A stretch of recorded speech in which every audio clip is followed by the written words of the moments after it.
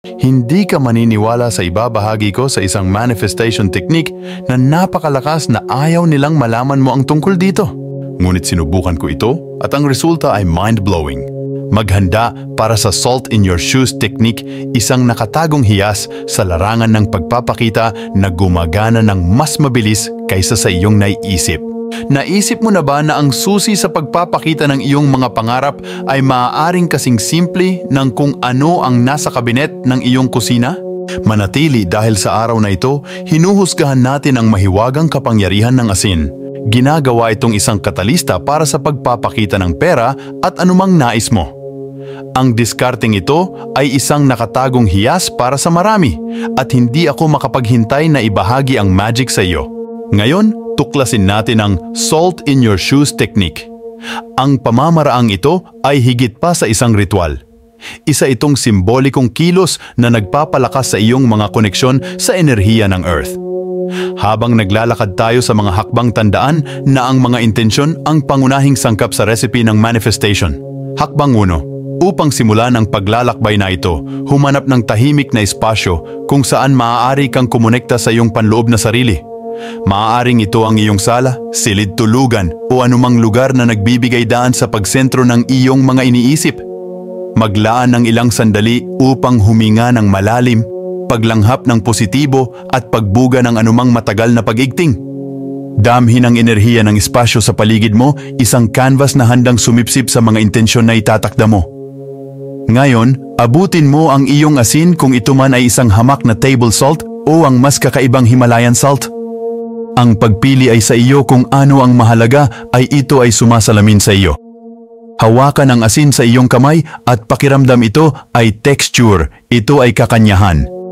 Habang ginagawa mo ito, hayaan ang iyong isip na maging isang blankong canvas handang ipinta ang larawan ng iyong mga hinahangad. Ang asin ay hindi lamang pampalasa, ito ay isang daluyan para sa enerhiya na malapit mong ibuhos dito. Humanda sa pagwiwisik ng isang dampi ng mahika sa iyong buhay. Hakbang 2. Pagwiwisik ng intensyon. Habang hawak mo ang slot sa iyong mga kamay, ipikit ang iyong mga mata at maglaan ng ilang sandali upang mailarawan ang iyong mga hinahangad. Isipin ang iyong mga layunin na parang nakamit na ang mga ito na nararamdaman ang kagalakan, kasiyahan, at pasasalamat. Ito ay higit pa sa isang kurot ng asin, ito ay isang sisidlan na magdadala ng esensya ng iyong mga pangarap sa mundo. Ibuhos ang slot ng lakas ng iyong mga intensyon. Ito ay hindi lamang isang culinary ritual, ito ay isang sagradong gawa ng pagpapakita. Ang asin ay sinisingil na ngayon sa iyong mga adhikain, handang magbigay daan para sa materialisasyon. Hakbang 3. Isang hakbang pasulong.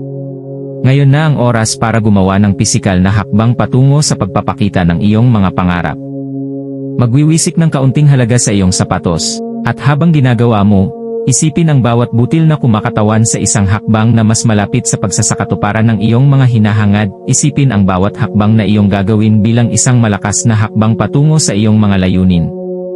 Damhin ang enerhiya ng lupa sa ilalim ng iyong mga paa, na sumusuporta at nagtutulak sa iyo pasulong. Ang simpleng pagkilos na ito ay isang simbolikong kilos na iniayon ang iyong pisikal na paggalaw sa momentum ng iyong mga mithiin, kaya't itali ang iyong mga sapatos, iwiwisik ang asin na itinanim ng intensyon, at maghanda sa paglalakad sa landas ng pagpapakita. Ang universo ay nakasync sa iyo sa bawat hakbang. Hakbang 4. Lakad ng pasasalamat. Oras na para magtali at maglakad ng pasasalamat, magsuot ng sapatos, ang nagdadala ngayon ng esensya ng iyong mga intensyon sa pamamagitan ng sinisingil na asin. Habang lumalayo ka, ang bawat hakbang ay nagiging sayaw ng pasasalamat para sa mga pagpapakita na maganda ang pagpunta sa iyo. Damhin ang lupa sa ilalim mo, na ngayon ay binibigyan ng lakas ng asin at ng iyong mga pangarap. Ang simpleng pagkilos ng paglalakad ay isang malakas na pakikipagtulungan sa pagitan mo at ng universo. Sa bawat hakbang, nagpapadala ka ng mensahe ng pagpapahalaga, na lumilikha ng maayos na daloy sa pagitan ng iyong mga intensyon at ng enerhiya sa paligid mo.